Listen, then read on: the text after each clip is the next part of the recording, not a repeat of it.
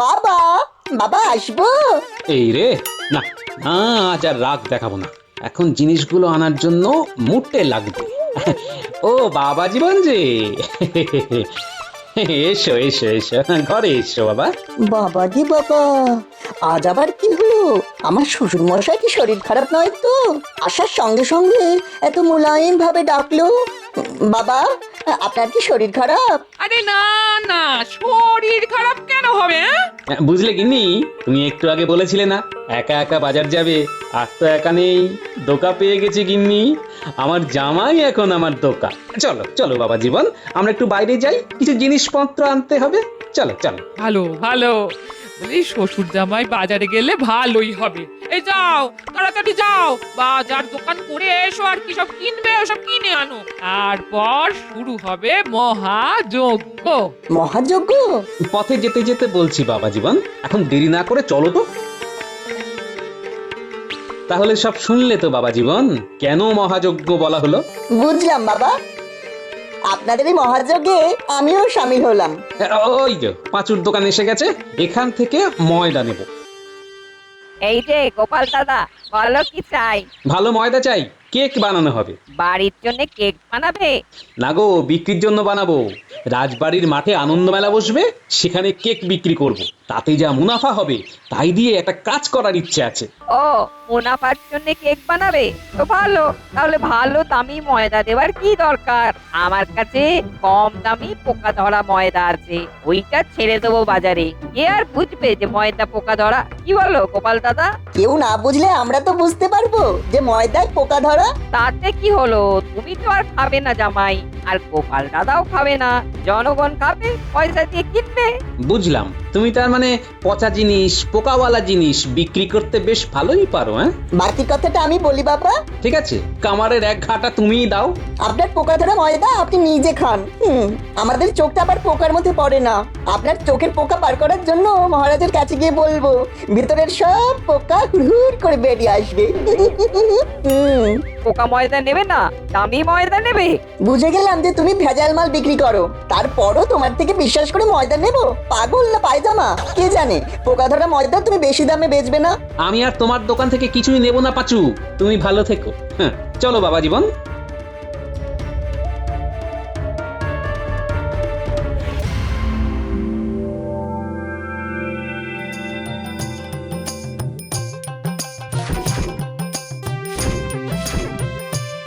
তোমার কি আক্কেল বলো তো? মা, আপনি কিচ্ছু ভাববেন না, আমি আপনাদের মহাযজ্ঞের একটা ঘোড়া হতে চাই। ঘোড়া ঠিকই, তবে বেতো ঘোড়া। নাও এবার লেগে পড়ো, কেক যেন ভালো হয়। সাহেবরা আসবে কেক কিনতে, মনে থাকে যেন। আমি চট করে স্নান সেরে রাজসভায় যাই।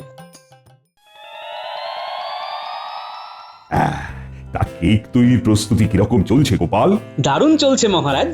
আমি বাজার হাট করে নাকে মুখে দুটো গুঁজে সোজা রাজসভায় চলে এলাম আপনাকে খবরটা জানাতে। তাহলে গোপাল এখন ভাঁড় গোপাল থেকে কেক গোপাল হয়ে গেলে এটা উন্নতি না অবনতি মহারাজ?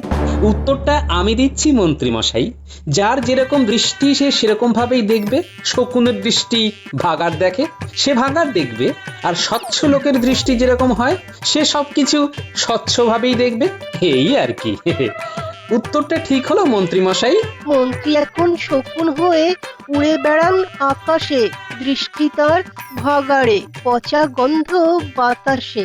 অসাধারণ সভাকবি, অসাধারণ। মন্ত্রী, তুমি যত মুখ কম খুলবে ততই তোমার মঙ্গল। কিরে বটা ঘটা, কি বুঝছিস বলতো? মেলা তো জমে উঠেছে মন্ত্রী মশাই, কেকের বিক্রিও বেশ ভালো। সাহেবরা আসছে আর কাঁড়ি কাঁড়ি কেক কিনছে। বুঝলে, আমাকেও কেক বিক্রি করতে হবে, তারপর যুদ্ধ শুরু। কেক নিয়ে যুদ্ধ? কেক কি গোপালের তাকে ছুঁড়ে মারবেন মন্ত্রী মশাই? আগে কেকটা তৈরি করি, তারপরের কথা পরে। তোরা একটু লক্ষ্য রাখ, আমি একটু ঘুরে আসি বিজ্ঞানীর বাড়ি থেকে। গোপাল দাদু, মন্ত্রীমশাই এতক্ষণ আড়াল থেকে দেখছিলেন, এখন যে কোথায় গেলেন? বটা ঘটাকে রেখে গেছে, দেখছিস না? গোপাল দাদু, আমি কি মন্ত্রী মশাইয়ের পিছন পিছন যাব? একদম না, তোদের কাজ কেক বিক্রি করা, তোরা এখানেই থাকবি, যখন কিছু করতে বলবো তখন করবি। বাড়িতে বিজ্ঞানী আছে মনে হয়। বিজ্ঞানী, ও বিজ্ঞানী, ঘরে আছো নাকি? মন্ত্রী মশাইয়ের গলা না, আমার কাছে কেন? আসুন, আসুন। তোমার কাছে এলাম। তুমি গোপালকে একটা কেক বানানোর যন্ত্র করে দিয়েছিলে, সেরকম একটা যন্ত্র আমাকেও বানিয়ে দিতে হবে। আমি এখন অন্য একটা আবিষ্কারে আছি। আমিও সব কিচ্ছু জানি না। তুমি আমাকে যদি কেক বানানোর যন্ত্র বানিয়ে না দাও, তাহলে কি করব সেটা বুঝতে পারছো না। আপনি কি আমায় ভয় দেখাচ্ছেন মন্ত্রী মশাই? না, আমি শুধু একটা জিনিস জানালাম। আমি কিন্তু রাজ্যবাসীকে জানাবো তুমি রাজার বিরুদ্ধে ষড়যন্ত্র করছো, এমন একটা জিনিস বানাচ্ছ যাতে আমাদের রাজ্যের ক্ষতি হয়। রাজ্যের লোক বিশ্বাস করবে মন্ত্রী মশাই? দশচক্রে ভগবান ভূত হয়, কথাটা কি জানা আছে বিজ্ঞানী? এমন জোরদার সাক্ষী সাবত জোগাড় করবো, আলে পানি পাবে না। তার চেয়ে একটা কেক বানানোর যন্ত্র বানিয়ে দেওয়াটা কি বুদ্ধিমানের কাজ নয়? কি বলো?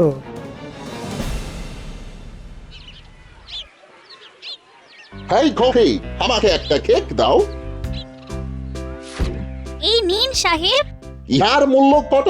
মাত্র 5 মোহর সাহেব। বাহ, মূল্য বেশ কম। আমাকে দুটো কেক দাও। ওরে পুটি, তাড়াতাড়ি ভালো করে কাগজে মুড়ে সাহেবকে কেক দে।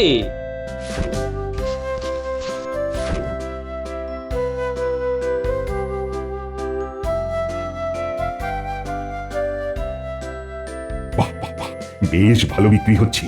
আমরা তাহলে প্রান্তিক মানুষদের হাতে গরম জামা কাপড় দিতে পারি, কি বলো? উদ্দেশ্য যেখানে ভালো মহারাজ, সেখানে ভগবানের আশীর্বাদ ঠিকই থাকে। ও মন্ত্রী মশাই, কি ভাবলেন? আমার সঙ্গে চলো, দেখতে পাবে আমি কি ভাবছি। তা আপনি তো ওই পাঁচুর দোকানের দিকেই যাচ্ছেন। আমিও কেক বানাবো, গোপালের সঙ্গে টক্কর দিতে হবে তো। আসুন মন্ত্রী মশাই, আসুন। কি সৌভাগ্য আমার। কম দামে ময়দা দাও, কেক বানাবো। গোপালও আমার দোকানে এসেছিল। তুমি কি গোপালকে ময়দা দিয়েছো? না, ও আমার থেকে ময়দা নেয়নি। আমি ওকে কম দামের ময়দা দিতে চেয়েছিলাম, আমাকে খুব অপমান করেছে। ঠিক আছে, তুমি কম দামের ময়দাটাই আমাকে দাও। গোপালের সঙ্গে আমার কেক যুদ্ধ চলছে। তাহলে আপনাকে ময়দার দাম দিতে হবে না। এই পোকা ধরা ময়দাই আমি আপনাকে এমনিই দিলাম। যুদ্ধে গোপালকে হারান, এটাই আমি চাই। ব্যাস, তুমি বললে আর আমি যুদ্ধে জিততে গেলাম। দিয়ে দাও সব পোকা ধরা ময়দা। আমি আজ থেকেই কেক তৈরি করব, আর কাল থেকে কম দামে বিক্রি করব। বটা ঘরটা তাহলে আজ রাত থেকে শুরু করে দে। হাতে যেটুকু সময় পেয়েছি তাতেই গোপালকে বধ করা যাবে। পোকা ধরা ময়দায় পোকা ধরা কেক।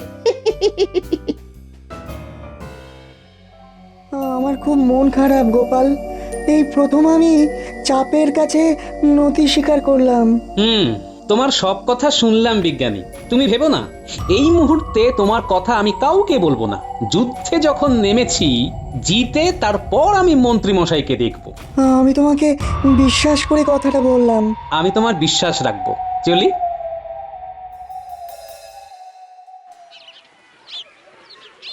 আসুন আসুন, মাত্র 1 মোহরে ভালো কেক। আসুন আসুন। মূল্য মাত্র 1 মোহর। যাও দাও দেখি চিনতে। এনিন সাহেব। ওই দোকানে 5 মোহর মূল্য। হ্যাঁ, ওই দোকানের মালিক একদম চোর। তোমার দোকানের কেক 5 মোহর আর ওর দোকানে অনলি 1 মোহর। তুমি চিট করছো। আমরা কেহই আর তোমার দোকান থেকে কেক নিব না। ঠিক আছে সাহেব, নিও না। তুমি চোর আছো। তুমি আমাদের চিট করছো। তোমাদের রাজার কাছে আমি নালিশ করব। ঠিক আছে সাহেব, আমাদের মহারাজের কাছে তুমি গিয়ে নালিশ করে এসো। যাও। I will teach you a lesson. কি হবে গোপাল দাদু?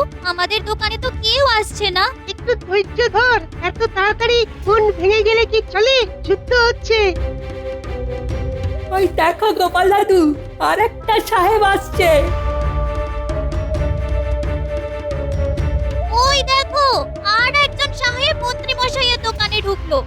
কেক দাও। হেনরি বলল তোমাদের কেকের নাকি খুব কম দাম। কম দাম কিন্তু স্বাদে গন্ধে ফাটাফাটি। ফাটাফাটি? ফাটাফাটি কি আছে? ও সাহেব, ফাটাফাটি মানে খুব ভালো। ওই দেখ পুটি, একটু আগে যে সাহেব মন্ত্রী মশাইয়ের দোকান থেকে কেক নিয়ে গেল সে কেমন দৌড়ে আসছে দেখ। Impostor, you are a liar. A cake আছে না স্টোন আছে? অত রাখছেন কেন সাহেব? বলুন না কি হয়েছে। কি হইয়াছে? তোমার কেক তুমি নাও, ইহা কেক নয়। ঘটা, কিন্তু ঘটবার আগে পালা। এখানে থাকলে একটু পরে মার খেতে হবে রে। চল চল। দেখলি তো, যুদ্ধ এবার শেষ হলো। ও গোপাল দাদু, ওই সাহেবটাও তো ওখানে গেল। একটু আগে এখানে এসে তোমাকে বকে গেল।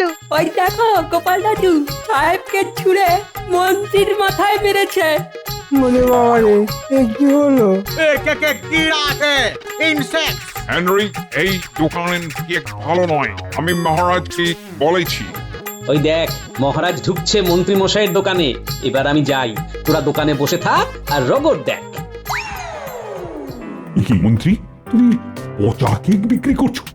তুমি তো আমার বদনাম করে দিচ্ছ।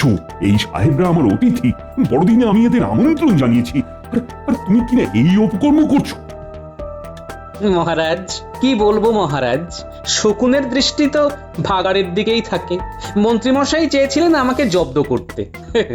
আমাকে জব্দ করতে গিয়ে নিজেই জব্দ হয়ে গেলেন। মুখে নেই শব্দ, মন্ত্রীমশাই জব্দ।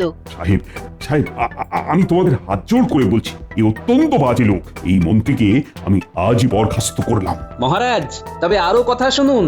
মন্ত্রীমশাই বিজ্ঞানীকে ভয় দেখিয়ে কেক বানানোর যন্ত্র তৈরি করিয়েছে, শুধু আমাকে বিপদে ফেলবে বলে। কি বিজ্ঞানী, তুমি বলো। আমি কি আর বলবো গোপাল, তুমি তো সব বলে দিলে। গোপাল, গোপাল তুমি আমাদের ক্ষমা করিয়ে দাও। গোপাল, তুমি আমায় 3টে কেক দাও। চলুন সাহেব, আপনারা আমার দোকানে চলুন। মহারাজ, আমি দোকানে যাচ্ছি। হ্যাঁ হ্যাঁ হ্যাঁ, যাও, আমি এবার মন্ত্রীকে দেখছি। এই সব কেক তোমাকে আজ মাখাবো। এই গোপালের বানর সেনার দল, আয় মন্ত্রী মশাইকে এই পচা কেকগুলো মাখা। হ্যাঁ,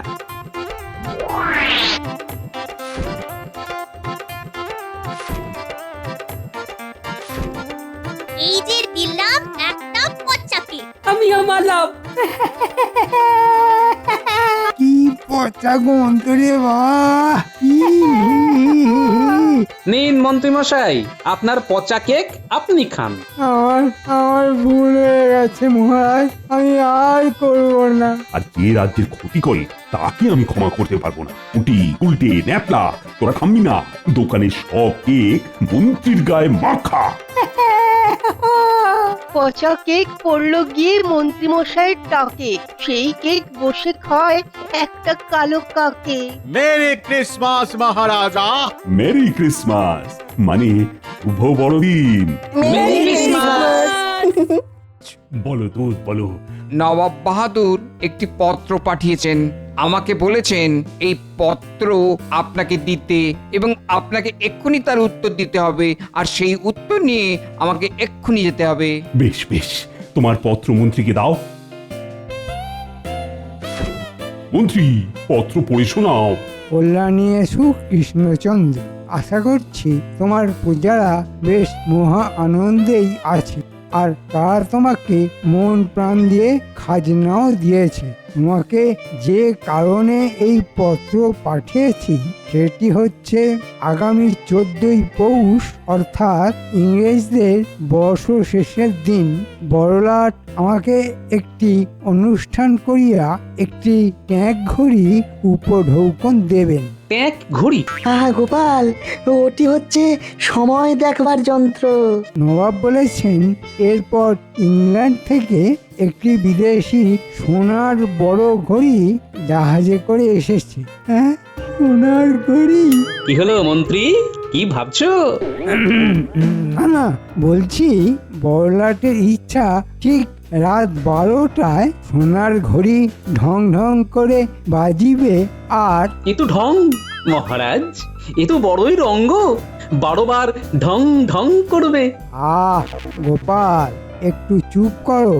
হ্যাঁ, যা বলছিলাম, সোনার ঘড়ি ঢং ঢং করে বাজিবে আর বড়লাট কেক নামক একটি মিষ্টান্ন কাটিয়া নতুন বর্ষ উদযাপন করিবে।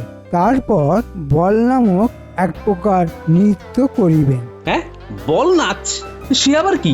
এ কি আমাদের উপর বল প্রয়োগ করা হবে নাকি? তোমাকে কি আমন্ত্রণ করা হয়েছে গোপাল? সে যাই হোক, বল প্রয়োগের ব্যাপারটা আমার মাথায় কিন্তু থাকলো। মহারাজ, নবাব লিখেছেন বল নৃত্য সাহেব মেয়ে সবাই মিলেই নাচে, আমরা দর্শনে উপভোগ করব। তুমি এবং তোমার পাত্র মিত্র সবাইকে আনিবে, এটাই আমার ইচ্ছা। আমিও বড়লাটকে দেখাতে চাই আরে ভরে আমরাও কিছু কম যাই না। এবং কি? গোপালকে অবশ্যই আনিবে। মহারাজ, মনে হচ্ছে নবাব বাহাদুর গোপালকে দিয়ে বল নৃত্য করাবে। পরিশেষে জানাই, এই বছরের পূর্ণ খাজনা আমার কাছে এখনো এসে পৌঁছায়নি। নবাব ঘুরে ফিরে সেই খাজনাতে এসেই আটকে যাচ্ছেন মহারাজ। বর্ষবরণে এত বাজনা বাজবে আর উনি খাজনা নিয়েই চিন্তিত। বেশ, তুমি যাও, নবাবকে গিয়ে জানাও 14ই পৌষ প্রত্যুষে মহারাজ কৃষ্ণচন্দ্র, তার পাত্রমিত্র, এমনকি গোপাল সমেত নবাবের কাছে পৌঁছে যাবেন। ধন্যবাদ মহারাজ, আপনার আজ্ঞা নিয়ে আমি আবার রওনা দিচ্ছি নবাবের কাছে। তাহলে মহারাজ, এটা তো বড়লাটের আমন্ত্রণ হলো না? না না না, এটা নবাবের এক প্রকার হুমকি হলো। আমরা কিন্তু নবাবকে জানিয়েছিলাম যে হেমন্তে অসময়ে বৃষ্টির জন্য প্রজাদের অনেক ফসল নষ্ট হয়ে গেছে। কিন্তু উনি বলেছিলেন বৃষ্টির সময় বৃষ্টি হবে। এ আর আশ্চর্য কি? অর্থাৎ নবান্নের পূর্বে ভারী বৃষ্টি চাষিদের কিরকম ক্ষতি করে সেটি নবাব জানেন না। উনি সময়ের দোহাই দিচ্ছেন। কি বলতে চাইছো গোপাল? এটাই বলতে চাইছি যে নবাবের এই সময় জ্ঞানের অভাব ইংরেজরা বিলক্ষণ ধরতে পেরেছে, আর তাই তারা নবাবকে ওই ট্যাক ঘড়ি দিচ্ছেন। তোমারও কি ওই রকম ট্যাক ঘড়ির শখ জেগেছে নাকি গোপাল? আমার কি শখের শেষ আছে? সোনার ঘড়ি? হ্যাঁ, না, এটাকে কিভাবে কবজায় করা যায় ভাবি। ও, তার মানে তুমি এখন চললে? নবাবের আমন্ত্রণ বিশেষভাবে আমাকে। এটা জানি জানি, তুমি গিয়ে রঙ্গ করবে আর সবাই হাসবে বলি আর কেউ নেই যে নবাবকে হাসাতে পারে। আহা গিন্নি, তুমি বুঝতে পারছো না, এটা শুধু নবাবকে হাসানো নয়, এটা ইংরেজ সাহেবদের বল নৃত্য। তুমি কি যে ছাইপাশ চাকরি করো বুঝি না, শেষে নৃত্য করতে যাওয়া হচ্ছে। আহা, আমি নাচবো নাকি? তুমি নাচলে যে কি হবে সেটাই ভাবছি। ঘরে তো তুমি নাচো না, সবাইকে নাচাও। মানে কি কি কি কি কি বলতে চাইছো কি তুমি? আজ 7 দিন ধরে বলে যাচ্ছি কই মাছের ঝাল খাবো গো, তা 7 দিনে তুমি বাজারে কই মাছ দেখতে পেলে না? খালি আজ আনবো কাল আনবো বলে না চাচ্ছ। কি কাণ্ড হচ্ছে! এত বড় একটা সাহেবদের অনুষ্ঠানের বিষয়ে কথা, আর সেখানে তুমি কিনা কই মাছ নিয়ে এলে। কই আমার, কই মা। এই কই কই করছো কেন? কই শুনে তুমি কই কই কই কই করছো কি? সোজা কথা বলে দিচ্ছি, কই মাছের ঝাল যদি না খাওয়াতে পারো তাহলে তোমার ওই নাচতে যাওয়া হবে না। কি আশ্চর্য! মহারাজ বললেও হবে না। আরে শোনো গিন্নি, এটা একটা বিরাট ব্যাপার। সাহেবরা আমাদের নবাবকে ট্যাক ঘড়ি উপহার দেবেন। এটা একটা যাকে বলে দুর্লভ মুহূর্ত হবে। সেই সময় উপস্থিত থাকা একটা বিশাল বড় ব্যাপার গিন্নি। ও, তাতে তোমার কি? তুমি নিজে তো ট্যাক খালি করে সব সময় বসে থাকো। উফ গিন্নি, শোনো শোনো, একটা বিশাল সোনার ঘড়ি জাহাজে করে এসেছে। সেইটা ঠিক রাত 12টায় ঢং ঢং করে বাজবে। সোনার ঘড়ি হোক আর তামার ঘড়ি, ঢং ঢং ঢং ঢং করে বাজবে। সেই নিয়ে তুমি এত ঢং করছো কেন বাপু? বলি কটা সোনার গয়না গড়ে দিয়েছ আমাকে? এই রে, কই মাছ তো এর থেকে ভালো ছিল। কিচ্ছু বলি না বলে তো তুমি পেয়ে বসেছো। এখন বাজারে যাও, ভালো দেখে কই মাছ নিয়ে এসো, তবে তুমি যেতে পারবে, এই আমি বলে দিলাম।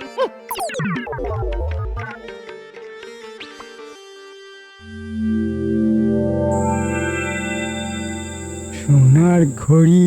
হ্যাঁ, তা সোনার ঘড়িতে কতটা সোনা থাকে, খাঁটি বিদেশি সোনা। একবার হাতাতে পারলে সারা জীবন পায়ের ওপর পা তুলে তুমি নিজের মনে বিড়বিড় করছো কেন আর হাসছো? বুঝলে গিন্নি, খুব ভালো সময় আসছে। কি চাও তুমি? কত সোনার গয়না চাও? সব পাবে, সব পাবে।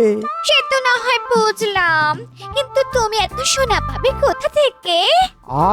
গিন্নি, সব কিছু তোমার না জানলেও চলবে, তবে এটুকু জেনে রাখো, খুব শিগগিরই দিন বদল হবে। এমনকি আমি রাজা। কি বলছো তুমি? আমি তোমার কথার কোনো মানে বুঝতে পারছি না। দেখো, তুমি কিছু মতলব করছো না তো? আমাদের যেন কোনো বিপদ না হয়। কি বলছো তুমি? আমাদের কোন বিপদ? কিচ্ছু নেই। যা হবে সেটা আমাদের খুব ভালোই হবে। না, আমাকে এক্ষুনি একবার যেতে হচ্ছে। সে কি, অনেক রাত হয়ে গেছে তো। গিন্নি, যদি সূর্যের মুখ তাড়াতাড়ি দেখতে চাও তাহলে রাত থাকতেই বেরোতে হবে বই কি। আর এই কাজ আমার রাতের কাজ, সব কাজ দিনে হয় না।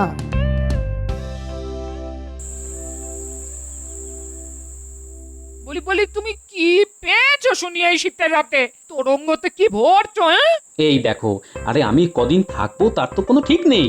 নতুন পোশাক, তারপর ওই গরম চাদর টাদর কিছু নিতে হবে তো নাকি? তোমার নতুন পোশাক শেষ কবে কিনেছিলে মনে আছে? গিন্নি, চুপ করো তো। তুমি যাও, গিয়ে ঘুমো। তোমার তোরঙ্গের এই ক্যাচ ক্যাচানি শব্দে ঘুম ভেঙে গেল। নিজেও সব লন্ড ভন্ড করছো, আর আমারও রাতের ঘুমের তো ভারপা করছো। যাও, সরো তো এখান থেকে, আমি গুছিয়ে দেবো। না না, মনে হচ্ছে পেটে খাবার ঠিক হজম হয়নি। কই মাছের ঝাল তো না, যেন লঙ্কা বাটা জিভে ডলে দিয়েছে কেউ। বাধ্য হয়ে আমাকে হাঁড়ি থেকে গুড় নিয়ে খেতে হলো। বলি ছোটবেলার অভ্যেস তোমার আর গেল না দেখছি। আমি একটু হেঁটে আসি, বুঝলে? ভালো করে গায়ে আলোয়ান জড়িয়ে নাও। বলি বাইরে পৌষের শীত, সেই খেয়াল রেখো। হ্যাঁ, না, পেট বেশ গরম হয়েছে মনে হচ্ছে, সেই কারণে একেবারে ঠান্ডা লাগছে না, ঘুমটাও আসছে না। না, কাল একবার কবিরাজের থেকে পাঁচন খেতে হবে দেখছি। এত রাতে কে? যেই হয়ে থাক, তারও আমার মতো পেট গরম হয়েছে বলে তো মনে হচ্ছে না। এগিয়ে দেখি তো। তাড়াতাড়ি পৌঁছাতে হবে। মন্ত্রী নিশ্চয়ই কোনো কুমতলবে এসেছে। ও বাবা, আবার শীষ দিচ্ছে। বলুন মন্ত্রী মশাই। বড় কাজ আছে। কোথায়? এখানে না, মুর্শিদাবাদে। ও বাবা, তোরা এখনই মুর্শিদাবাদে রওনা হয়ে যা। ছদ্মবেশে থাকবি, বণিকের ছদ্মবেশে। ওখানে তোদের সব কাজ আমি বুঝিয়ে দেব। কিন্তু আমরা কি পাবো? তোরা যা পাবি তা কল্পনাও করতে পারছিস না। শুধু বলছি, এ কাজ ঠিক মতো হলে নবাব আর রাজার নাক কাটা যাবে। তোরা অনেক সোনা পাবি, আর আমি নিজেই রাজা হয়ে যাব। বেশ, যা হবার তাহলে নবাবের ওখানেই হবে। নাক কাটা যাবে বলছে, মানে সাহেবদের অনুষ্ঠানের মধ্যেই কিছু একটা হবে। মন্ত্রী, আমি থাকতে তুমি কিছুই করতে পারবে না বাবা। হুজুর, মহারাজ কৃষ্ণচন্দ্র তার মন্ত্রী পাত্রমিত্র সমেত এবং গোপাল ভাঁড়কে নিয়ে দরবারে আসবার জন্য প্রস্তুত। আস্তে আজ্ঞা হোক। সুস্বাগতম। তোমরা সকলে এসেছো বলে আমি খুশি হয়েছি। কৃষ্ণচন্দ্র, তুমি আমার এখানে অতিথি, কোনো ভুল ত্রুটি হলে মার্জনা করো। নবাবের অতিথি নিবাসে আমরা সকলেই খুব ভালো আছি। নবাবকে ধন্যবাদ, ধন্যবাদ।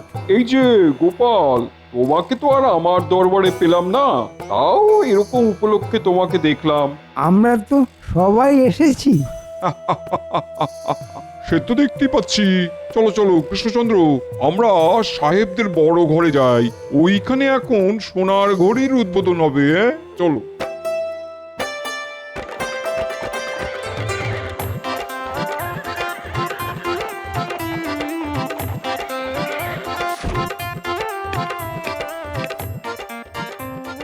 এই বিশাল গম্বুজ কি সাহেবরাই বানিয়েছে? আমার শ্রমিকেরাই কাজ করেছে, এরা নকশা দিয়েছে, যথাযথ পারিশ্রমিক এনারাই দিয়েছেন। হুম।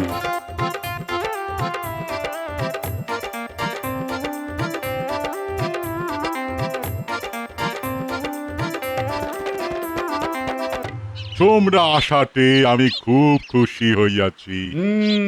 আমরাও খুশি। উদ্বোধন পর্ব যত তাড়াতাড়ি করা যায় ততই ভালো।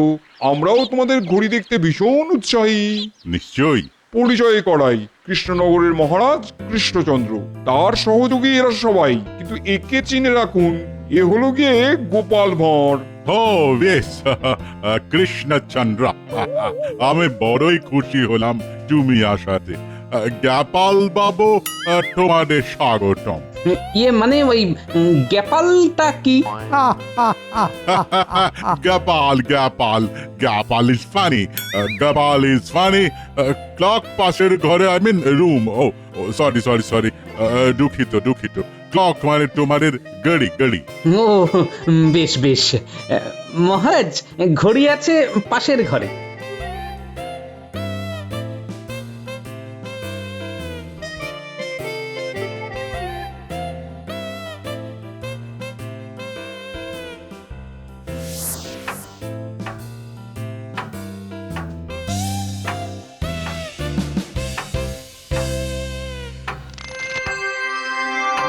চমৎকার, অপূর্ব অপূর্ব, অসাধারণ, লাজবাব।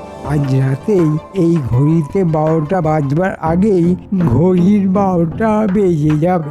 আজ সন্ধ্যা থেকে আমাদের উৎসব চলিবে। রাত 12টা বাজলে এই ঘড়ি জানাবে, আর তখনই কেক কাটা হইবে। মহারাজ, নবাব বাহাদুর, এটা খুব সুন্দর জায়গা। আপনারা সবাই যান, আমি একটু বেড়ানোর অনুমতি চাইছি। বেশ বেশ বেশ, তুমি যাও, ঘুরে দেখো।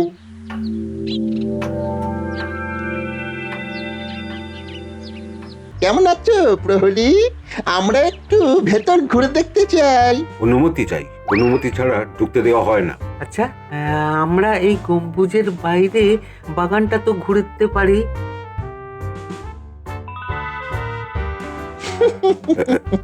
হ্যাঁ হ্যাঁ, যাও যাও যাও, জলদি জলদি ঘুরে নাও, বিকালের মধ্যে সব চলে আসবে। যাও যাও।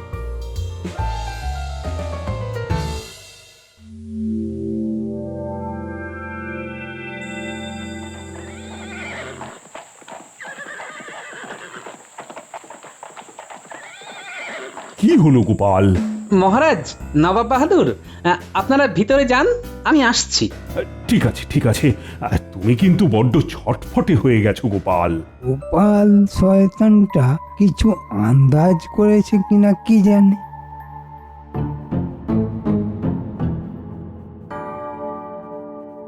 কি চাই? তুমি তো দুপুরে ছিলে, দুজন ভেতরে গিয়েছিল। না, এইরকম কিছু তো ঘটেনি। তুমি মোহর নিয়ে মানে ঘুষ খেয়ে দুজনকে ভিতরে ঢুকিয়েছো। নবাব জানতে পারলে কিন্তু তোমার গর্দান যাবে। তুমি জানলে কি করে? আমি সব দেখেছি। খুব ভুল হয়ে গেছে। ওরা বাগানে গেছিল কিন্তু বেরোয়নি। মানে ওই চলে যাবার কথা ছিল, কিন্তু ওদের বেরোতে দেখা যায়নি। আমরাও ওদের খুঁজে পাইনি। সতর্ক থাকবে, বড় কোনো চুরি বা ডাকাতি হতে পারে কিন্তু। হ্যাঁ, এখন আমাদের বড় লাট নবাবকে ট্যাগ গড়ি উপহার দিবেন। খুব খুব সুন্দর হয়েছে নবাব। তাহলে এখন কটা বাজে? এখন 10টা বাজে, তোমরা খেয়ে নাও। না জানি কি সাহিবি খানা জুটবে। গোপাল আস্তে, কি যে বলো না। আরে এই মন্ত্রী মশাই যে। মন্ত্রী মশাই, আর সময় নেই, ঘড়ির সবটাই সোনার। যা নিতে পারবো তাই লাভ। আমরা আগে পেন্ডুলাম গোলার চেষ্টা করছি, আপনি আসুন।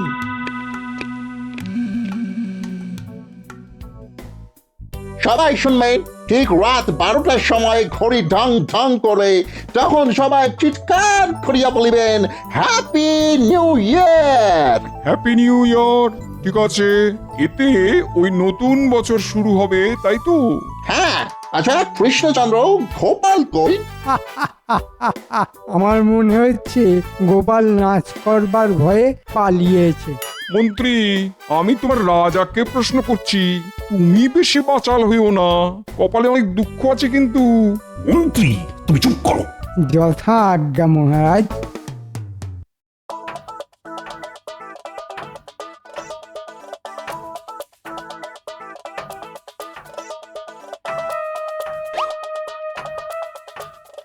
উফ, এত বড় ঘড়ি সে তো বুঝতে পারিনি। তুই যেই ডান্ডা ঝুলছে ওটা ধরে কাঁটায় পৌঁছা।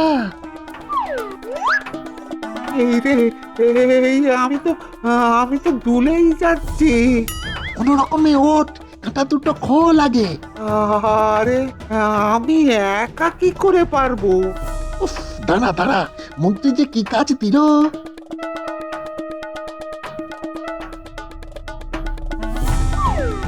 বাস, সোনার কাঁটা।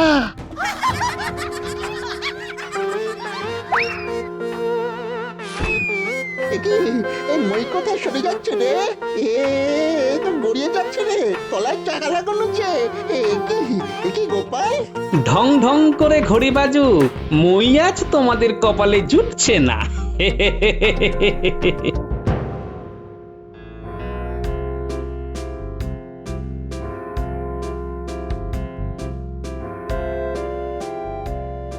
ও মাই গড, ক্লক এরকম বাজছে কেন?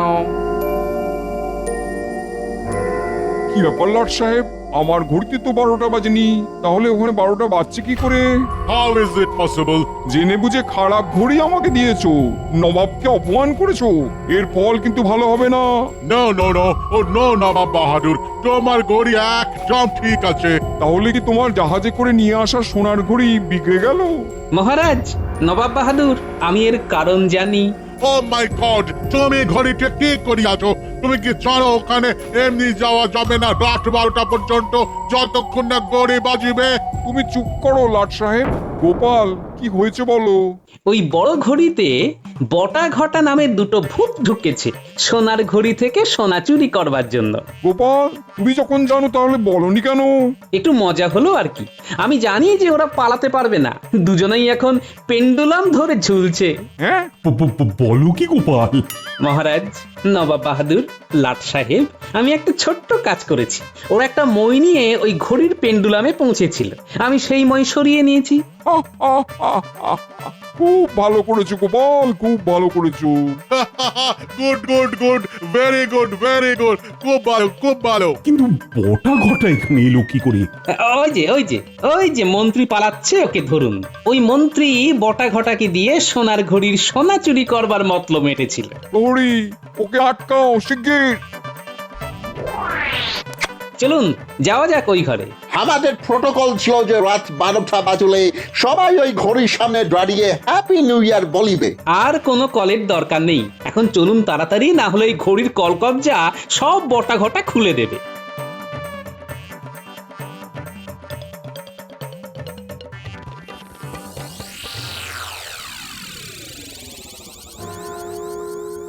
মাই গড! কি এ তো মনে হচ্ছে ভেঙে পড়বে। হ্যাঁ, তাই। সবাই সরে যান, সবাই সরে যান।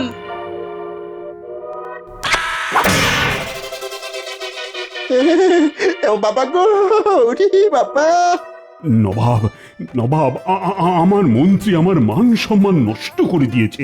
আপনি আপনি আমার মন্ত্রীকে যে কোনো রকম শাস্তি দিতে পারেন।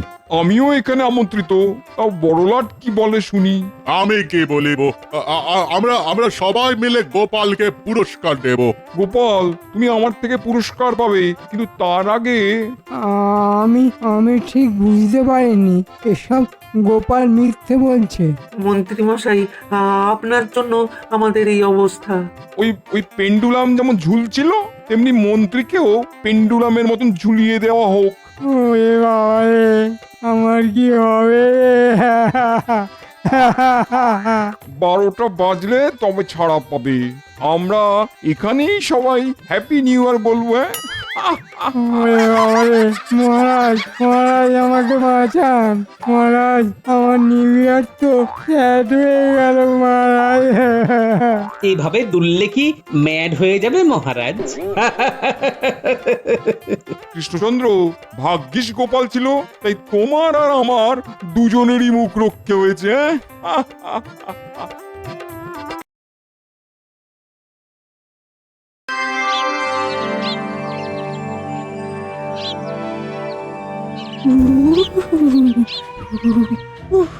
কি ঠান্ডা লাগছে রে গুলটে।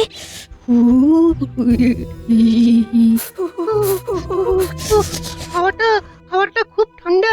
উফ, বাপরে বাপ, আমার ভেতরটা পর্যন্ত কাঁপছে। একটু পরে রোদটা উঠবে, তখন রোদ পোহানো যাবে আর ঠান্ডাও চলে যাবে।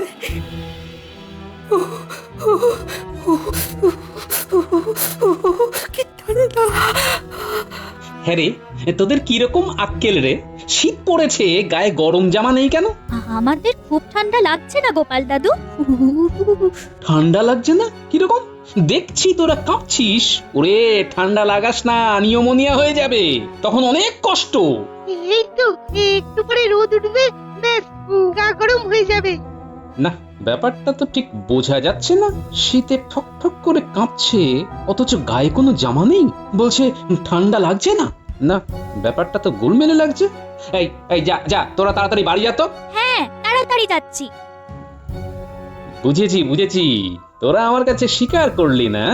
দাঁড়া, আমি অন্য রাস্তা দিয়ে তোদের আগে তোদের বাড়ি পৌঁছবো। হ্যাঁ,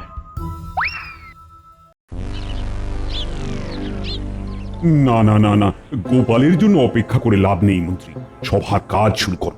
গোপাল এখন খুব দেরি করছে মহারাজ। না না না না, গোপালের এটা ভারী অন্যায়। আসুক আজ, তারপর দেখাবো মজা। বড্ড ঠান্ডা গো। আচ্ছা, মেয়েটার গায়ে গরম জামা কিছু নেই? কি করব, কোথায় যাব? ঘরে নুন আনতে যে পান্তা ফুরোয়। ভেবেছিলাম তো শীত পড়ার আগে তোমাকে আর ওকে গরম জামা কাপড় কিনে দেবো, কিন্তু এভাবে যে ভগবান আমাদের মারবে না, আমি তো ভাবিনি। এখন মহারাজের কাছে ধার শোধ করবো কি করে সেটাই ভাবছি। ঠিক বুঝেছি। বাচ্চাগুলোর শীতের জামা কাপড় নেই, আমারও তো মাসের শেষ অবস্থা, জমানো কিছুই নেই। কিন্তু কিন্তু ছেলে মেয়েগুলো তো ঠান্ডায় মরে যাবে। না না না না, আমাকে আমাকে কিছু একটা করতে হবে। মহারাজ, এত দেরি গোপাল করে না, কিছু একটা নিশ্চয়ই ঘটেছে। এটা তুমি ঠিক বলেছ বিজ্ঞানী, চিন্তা তো আমারও হচ্ছে।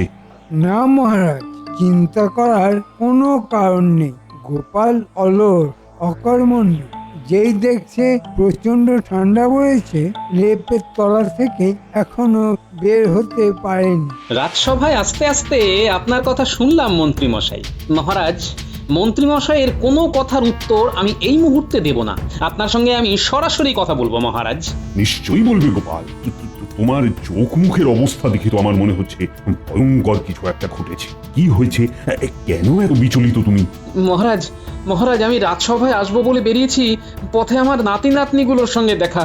এই ভয়ঙ্কর ঠান্ডায় আমরা গরম কাপড়ে মুড়ে কাঁপতে কাঁপতে কাজ করছি, আর আর ওই বাচ্চাগুলোর গায়ে কোনো গরম পোশাক নেই মহারাজ। কি বলছো গোপাল?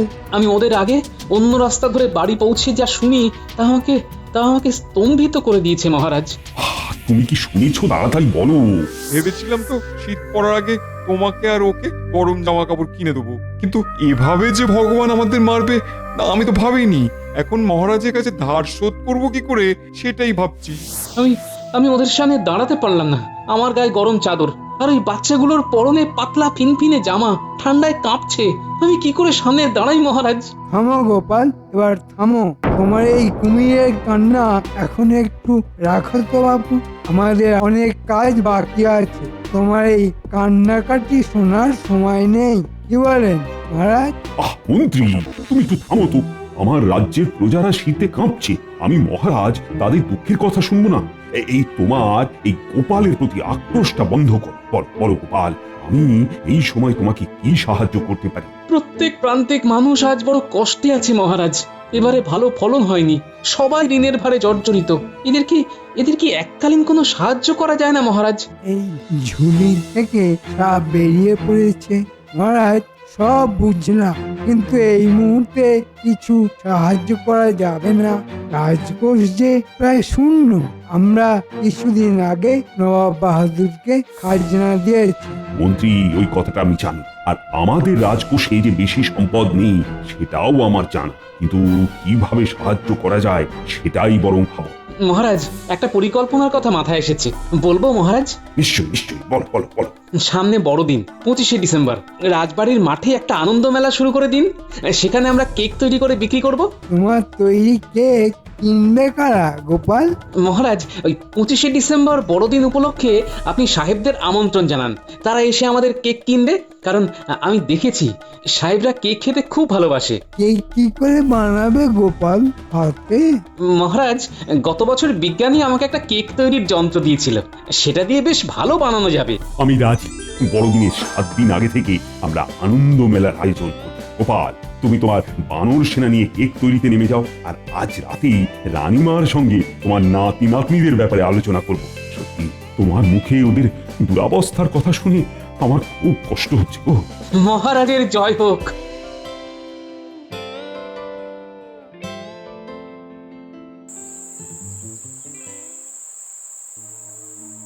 আজ সকালে পুটিদের দেখে মনটা এত খারাপ হয়ে গেল গিন্নি। এই শীতে আমরা যখন ঠকঠক করে কাঁপছি, তখন ওরা বিনা গরম জামা কাপড়ে ঘুরে বেড়াচ্ছে। সে কি ওরা গরম জামা পরেনি কেন? ওদের গরম জামা কাপড় নেই গো গিন্নি। আমি রাজামশাইকে পুরো বিষয়টা জানিয়েছি। এই মুহূর্তের অবস্থা খুব খারাপ গিন্নি।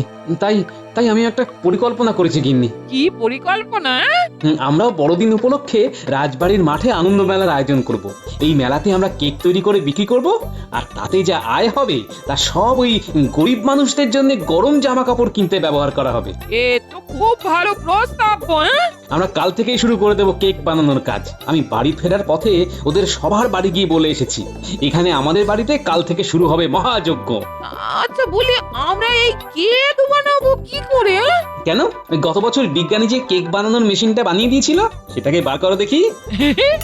ও মা, আমি তো ওটার কথা ভুলেই গেছিলাম। তুমি ভুলে গেলে কি হবে, এই মাথায় আমার ঠিক জমা থাকে, সঠিক সময়ে ঠিক মনে পড়ে যায় গিন্নি। ধন্য মাথা বটে তোমার। গোপালের এই বিকল্প ব্যবস্থাটা খুব ভালো মহারাজ। হ্যাঁ, এই চটজলদি উপস্থিত বুদ্ধিগুলোর জন্যই তো গোপালকে আমার এত ভালো লাগে। গোপাল এই কৃষ্ণনগরের গর্ব। তুমি ঠিক বলেছ রানী, গোপালের ওপর আমার অগাধ ভরসা। যখনই রাজ্যের কোনো সংকট উপস্থিত হয়েছে, গোপাল তার উপস্থিত বুদ্ধি দিয়ে ঠিক আমাকে বাঁচিয়ে দিয়েছে। তবে কিছু মানুষ যে দরিদ্র সীমার এত নিচে বাস করছে, এটা আমার কাছে কোনো খবর ছিল না। এর জন্য তো মন্ত্রী আছেন, তাকে তো বেতন দিয়ে রেখেছেন মহারাজ। সে সারাদিন কি করে? সারা দিনের মধ্যে কাজ শুধু গোপালের ভুল ধরা। তা যা বলেছ, তবে কাল থেকে আমি মন্ত্রীকে একটু শিক্ষা দেব। গিন্নি, হাতের কাজ তাড়াতাড়ি সব সেরে নাও। এক্ষুনি পুটির মা, ন্যাপলা, গুলটে সবাই চলে আসবে। আমি যাই, কাঁচা বাজারটা করে নিয়ে আসি। আজকে আর বাজার যেতে হবে না গো, সব কিছু মজুদ আছে। আরে আমি কি আর আমাদের ঘরের বাজারের জন্য যাচ্ছি নাকি? কেক তৈরির কাঁচামাল নিয়ে আসতে হবে না? ও তাই বলো, ঠিক আছে, তুমি একা যাবে?